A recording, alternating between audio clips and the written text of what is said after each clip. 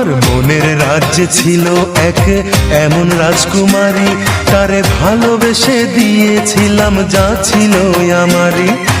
আমার বুকে মাথা রেখে বলতো মনের কথা, ভাগ করিয়া নিতাম দুজন দুঃখ কষ্ট ব্যথা। আমি শুধু ছিলাম যে তার প্রেমেরই পূজারি, তার ভালোবাসা করলো আমায় পথেরই ভিখারি।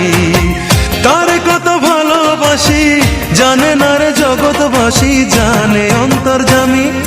যখন তোমার কেউ ছিল না তখন ছিলাম আমি, এখন তোমার সব হয়েছে পর হয়েছি আমি।